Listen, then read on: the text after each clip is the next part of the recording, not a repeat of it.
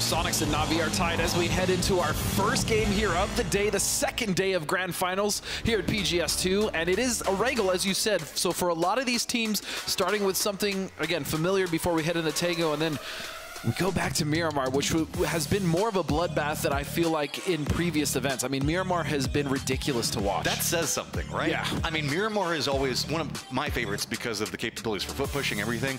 It is going to be something we're gonna end on dessert, to say the least. Plane Path's gonna be coming in over George Pool, ending up around Milta Power itself. So highest likelihood we should be in for a bit more of a comfortable first game. Well, I mean, you say that. We'll see what the circles do. But, I mean, that's even a really great topic of conversation as well, Matt, is like a lot of the rotations that we normally see from, you know, Cerberus or even Falcom's 4 AM, FaZe, for instance, were just so skewed because of the circles and how disgusting those shifts really were. And we saw a lot of edge fights between teams that normally would like to be more center or even just try to avoid that early game commotion when it comes to the rotation. So we'll see if that comes into play again. Obviously, some of the teams have had to rotate with little confidence. And that is a big thing that we're going to be looking at, is specifically the teams that are figuring out how to handle some very odd shifts inside of circles, managing to kind of use the terrain itself to get into that later game situation, rather the ones that are going for more... Oh my god! Little ghost! Sorry, you were making a point. No, you're fine. My brain just shut down entirely. It's... I guess 777. This is not... do the big spins! Do the big spins! Dodge the headshots! Anyways, you were saying? Early game fighting, not necessarily something that's the most rewarded so far this event. And hey, you know, you wanted some water inside of circles. Now you got some water inside. This one's very north, though, you know, touching Zarky there on the west. But we've seen circles actually come up here, not only in group stages, but even in losers brackets as well. There's a lot to play here. The terrain is very much conducive to foot pushing. Obviously, there's little dips and valleys, as well as just a nice elevation going towards crashed out plane. And Mime finally actually landing here, and he's going to get a nice little dossier. We've had somebody already run over, and Sonic still haven't even put their feet down on the map. That is the way I want my Grand Finals to be. I mean, that was a very quick runner there just to the northwest of Pachinki. A little bit of a, I don't want to say a risk, but I mean, obviously, with that wide split that we actually see coming out of the Expendables, it is very unfortunate they've already lost a player just going for a bike. This is around the center of the circle, and it is going to be GP trying to navigate, make sure that they're getting their vehicles in order. Looks like they are also going to step over, send a couple of members over into Severny, as well as keeping them around shooting range. Very strong split for this type of circle. You do have to be careful of the chaos that will kick off inside of it. One of your favorite teams, because they dropped one of your favorite places over in Zarky, was going to be Forest, also going to have an inside track, and T5 not having to use an emergency pickup to get in the circle.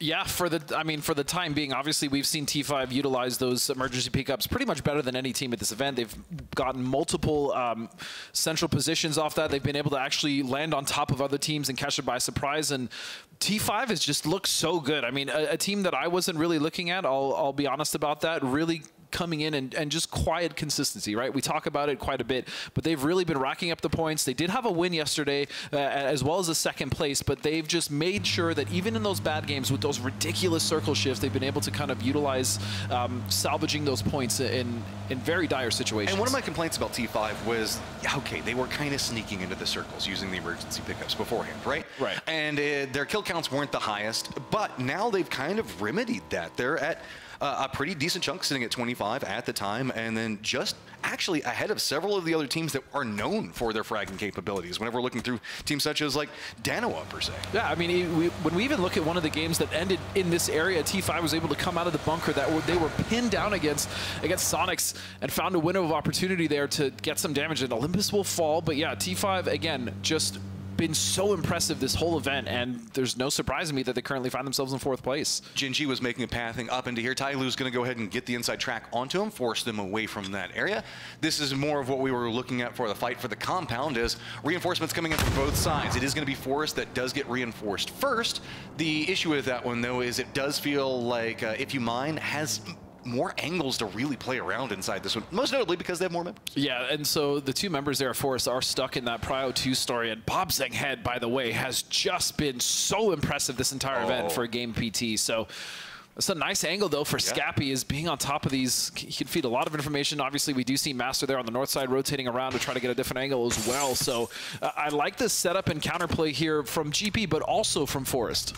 And it's kind of weird with the repositions coming out. That's allowed Dano to kind of sneak into that Severny line. Blue Zone nade's going to come out, and yes, it is going to force them away. Scappy reveals himself, takes the shots. He's going to receive some damage as well. And if you mind, just not really having to put too much, I guess, danger in their approach. This is just very slow, very methodical. They know exactly where everybody is that they're wanting to take down. Now, can Daku get around into this flank position? But he's got to be careful with Master, with straight up beating off. Oh, he missed. Master actually with an opportunity to go for a knock there, and finally does find it, so that's going to be a nice trade. Awkward fight here, though, Matt, especially fighting on the backside of this two-story with the angles that Master is holding as well. So GP needs to push forward, and they need to find the knock, but they don't. Scappy will find two. Can Scappy make the miracle happen? If you mind, pushes straight into a doorway, and he reads it. Hush, the last one up. As now, Scappy navigating this very slowly, trying to change the tempo back around. You can see a couple of other things that are starting to brew out here, but Scappy, dude, as far as Forest is going,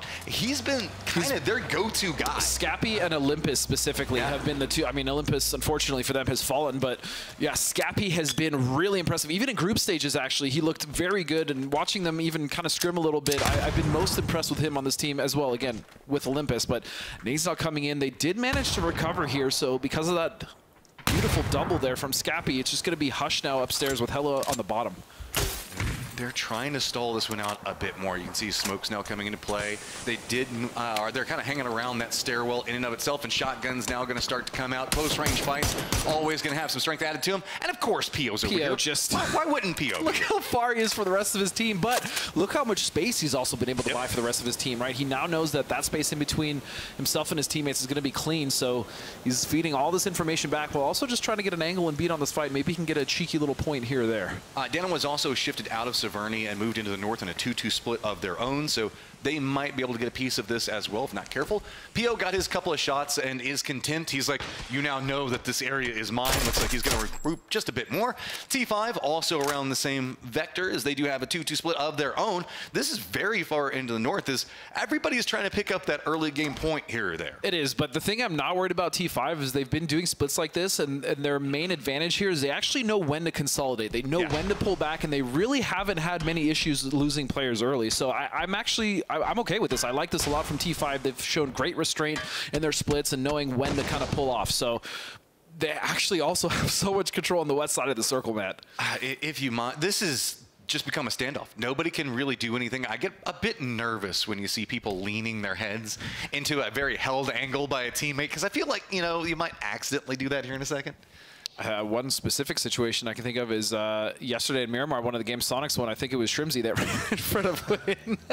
Fortunately, Tig clutched that one up for them, but yeah, it happens. I have unfortunately been knocked as well as knocked my teammates in comp. It definitely doesn't feel good, especially when it can cost you a game. But yeah, so far we haven't had too many egregious examples of that happening, as Pio now, again, finding more members here, the Expendables. Remember, they did lose one earlier, Matt, as shots are going to go into the side of Tanvu. One will be found, but nice return there. It's going to make Pio think twice of it. Just Pio scouting with bullets. He's prone to do it. He is pretty defended in, and it's more just to actually discourage. We see TE that was looking at coming into the plane wreckage itself. They're going to now have to shift away from this position. They're going to go to the south, pretty open. Tai Lu was around here. It might take a couple of pot shots, something. Most teams already navigated this, got into the circle. Sonic's going to be down to the south, one of our tail-end teams to actually move into this. But, I mean, most of our action is really hinged around that Forest If You Mind compound, and even with that now settling down, Dano has shifted to the east, and T5 has shifted to the west, so it's kind of became its own contained, awkward thing. Even looking at some of the teams on the south, right, I'm specifically talking about Sonics that we see all the way here on the southwest side, as they're going to be right up in this hill, and I believe we actually have a little interview with one of the members of the Sonics. I think it's Mai, Huin. In the driver's seat, but, I mean, we're going to treat day 2 and day 3 like it's a brand new day. We'll put in a little bit of review tonight, but for the most part, just try to stay relaxed and confident. I'd like to say we're our own worst enemy, but I think all the teams here are very strong. I'm kind of glad Cerberus didn't get a hot start. Those guys are insane. Dana was also very talented, as well as Navi, who's tied for first with us. Yeah, to all the fans watching, friends and family, keep supporting. Hopefully it's the Sonic show. I agree with that in a certain regards, that Sonics have been their own worst enemy, yeah, several times in the 100%. past.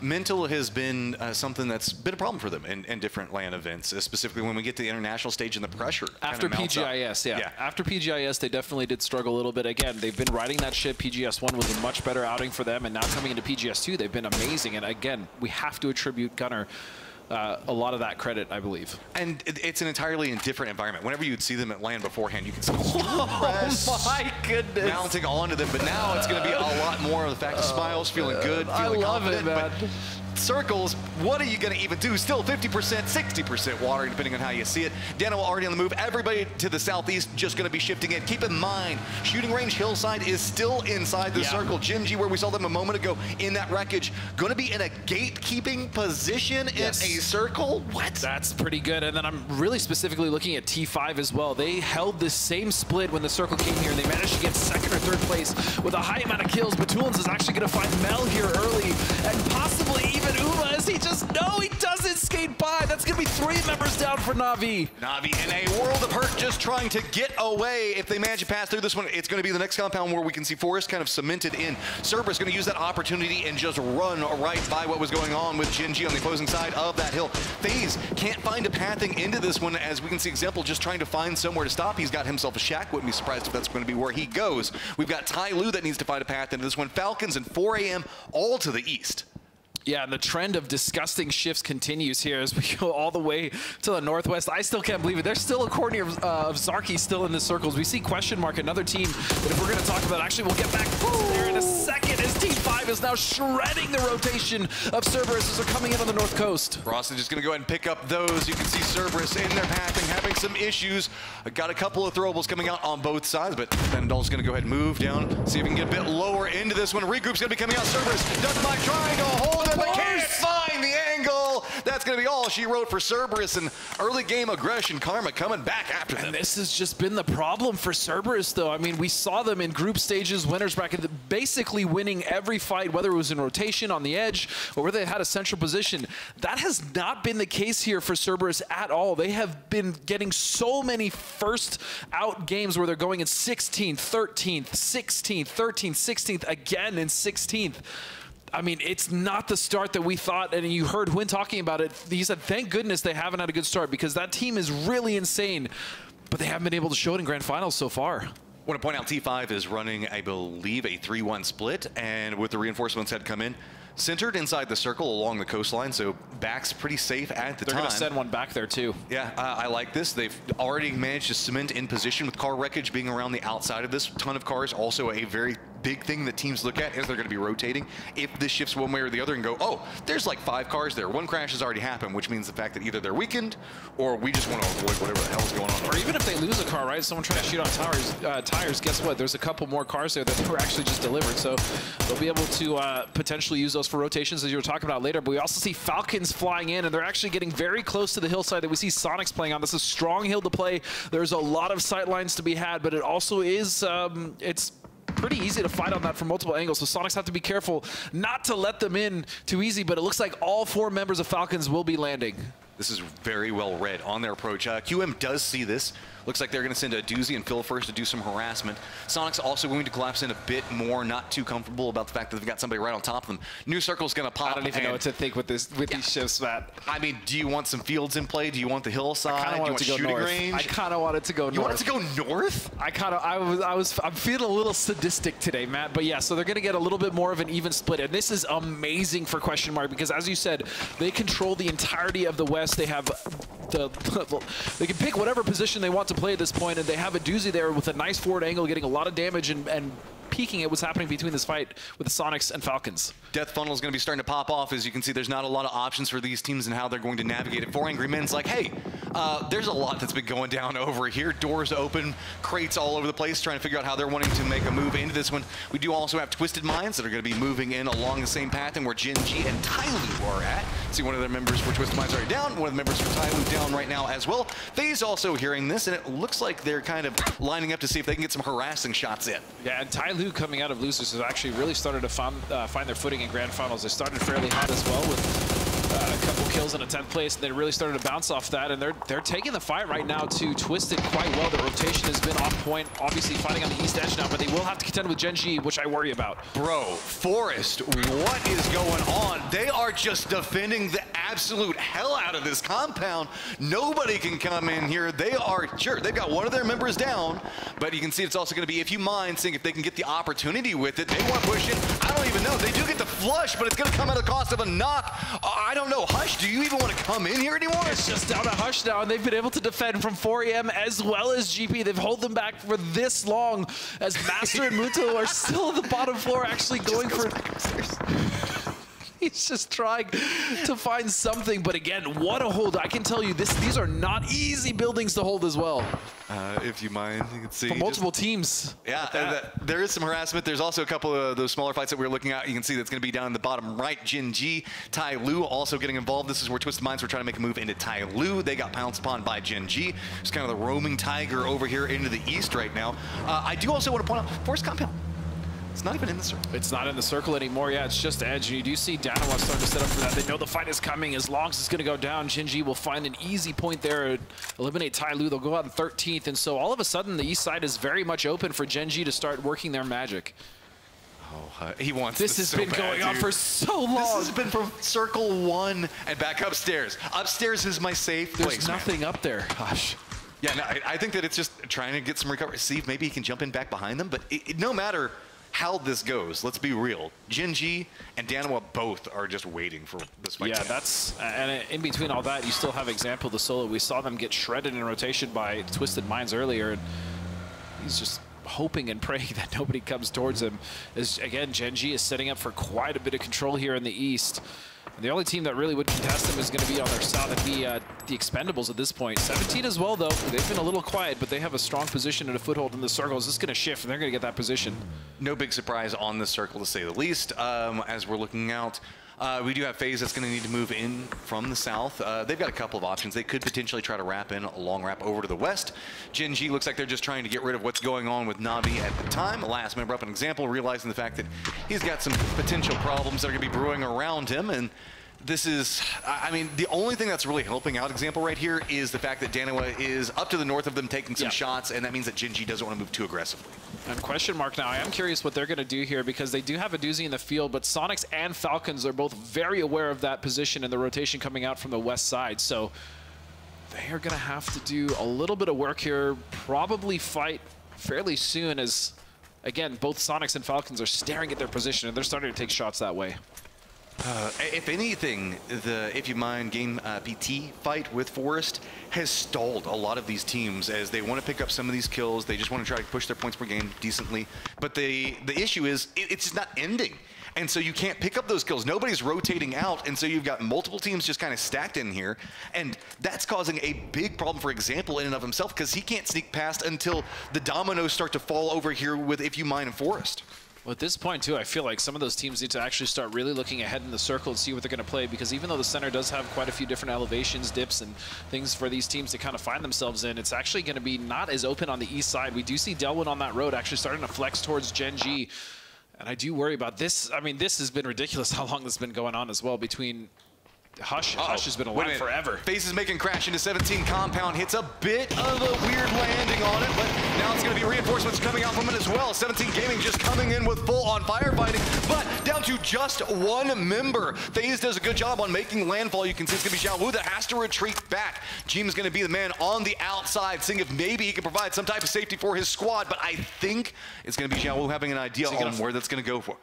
going to fall out of this, but he falls into the mall. He's going to take half health damage, and now he's going to recover there, but I'm not sure if they know that he actually jumped out, so Xiao Wu could potentially backstab FaZe here in a pretty ridiculous play.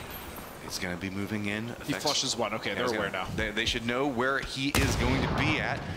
Shifted defending positions. Now, good spray, going to hit some, but not get the flush that he wants right now. You can see that the Forest fight going on over there finally starting to come to a conclusion. That's been, what, 3 circles now? Yeah, at this point, and Gustav now would love to recover Fex, but still Xiao Wu being a thorn in their side. And this is a nice little compound here on the southeast side. They should be able to wrap to the east, go up the hill, and maybe get something there, especially as the 3-man, but Xiao Wu does not want to let that happen. He'd love to get some more points as well himself. trying to go for that cheeky little bounce on the utility. Jiawu reads it, but numbers now becoming a big problem for him. He just really has nothing that he can work with right now. He's got this outer wall. Circle's not even going to favor this position. Another Molotov. Nice molly. This is just going to absolutely ruin his day. That is going to be FaZe Clan finding more kills in the mid game, and it looks like they're starting to find their synergy and momentum. Yeah, I mean, looking at their results so far, 28 points, you know, they had a 11th, a 15th, a 10th. They did struggle a little bit, but then they found that 9-kill win and then got some more kills in the games following. So FaZe starting off the 4 here, 3 alive is very important, but now they're going to have to come into this shift because the East is no longer an option. They have to go right into Falcons, Matt. I want to point out, as we're jumping in with Danoa, they picked up some kills based off of the fights that were going on in the East. We still have Master alive for Forest. He's out in the blue zone right now, as well as Example. Most of the fight kind of let's be honest, it went pretty heavily in Danoa's favor with a lot of the exchanges. Circle is going to shift over into the west. Sonics did retreat out of this hillside as well and are playing more to the west to try to contain what QM was trying to do. Yeah, and they left Hwin at that wizard tower, and he's looking at that position. The other members there are also at an off angle where they can cover the approach onto Hwin's position quite well, but I still do worry about the split, especially if Hwin gets knocked. He knows he cannot get knocked here, and he's playing a safe side of the tower on the east. And look at the circle. T5 once again utilizing the split that we saw them use in the circle before. I believe it was in the losers, or excuse me, the winner side. Were able to pretty much guarantee themselves a 3rd place, and they might just even get more off of this, as we see an Ob now in the hands of the FaZe members, I believe.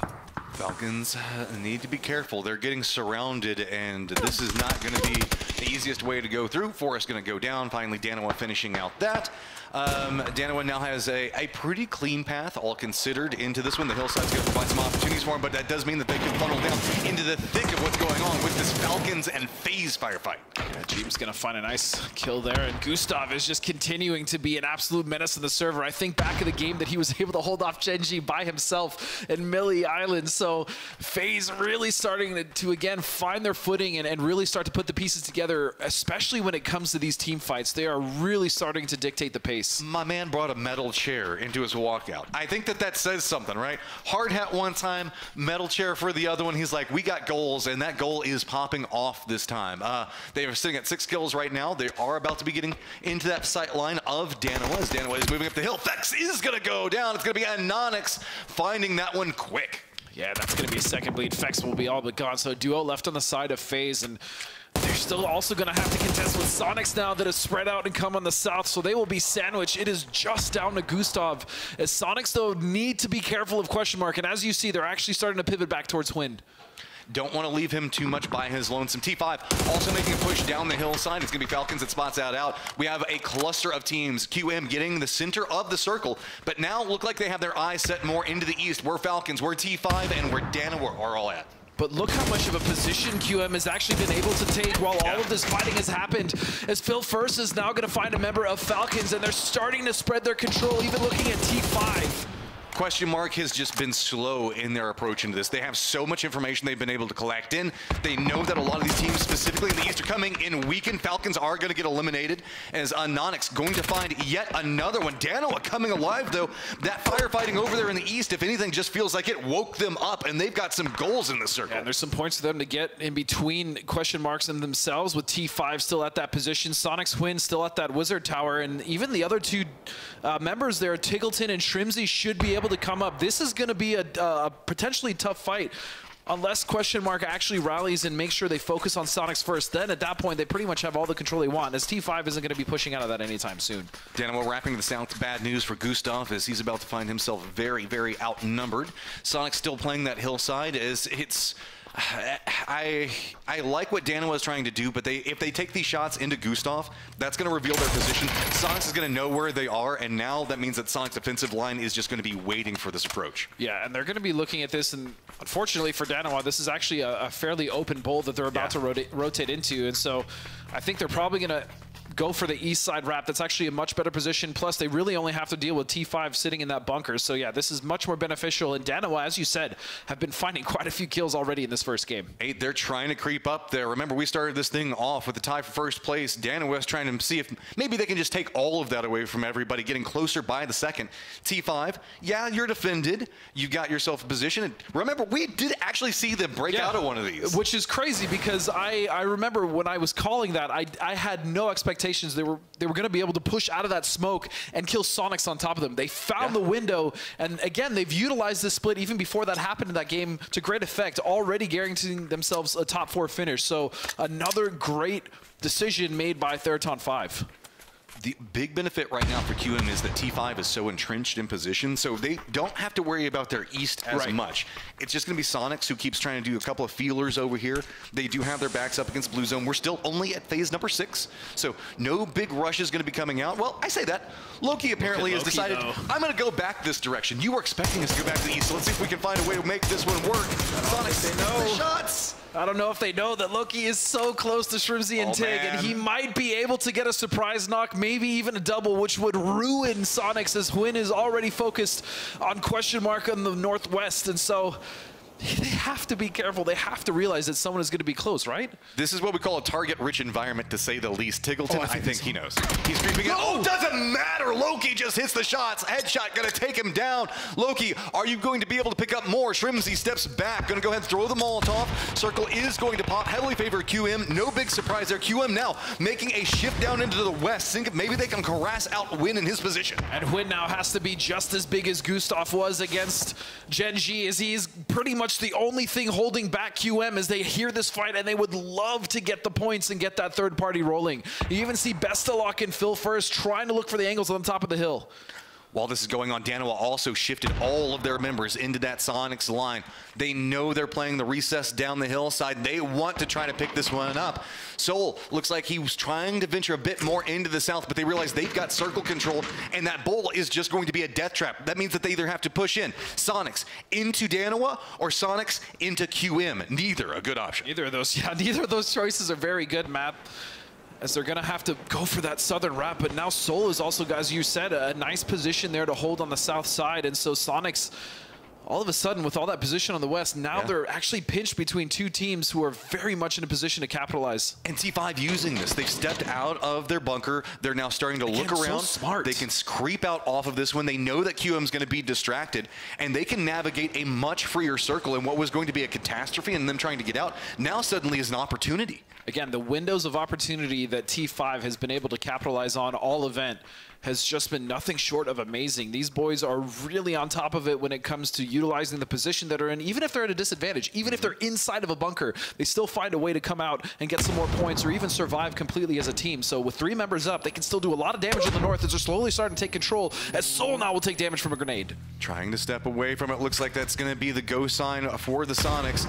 Seeing if they can spot something. They need a knock here, and they know it. But look at how entrenched in Danoa is. They are just waiting for those heads to pop up over the top of that hillside and just unload. H1 has shifted away from his position in QM. Numbers now stacked up over here. Loki just waiting, spotting him out. Goes for the spray, does get taken, but he's going to go down. Exchange happening now. Just Shrimzy fighting this one through. Soul going to get the knock, but it came at the cost of 1. And it also came at the cost of the alerting question mark that fight has now concluded. Only 2 members left. A nade from Phil first will find Soul, and it's just down to Anonix. He has a P90, but how much can he do against a 4-up, full strong question mark who has taken no damage? Stepping in, they spot this one out. They're going to go for the flush. Anonix, man, now finds himself pinched and unhappy. T5 is stepping out.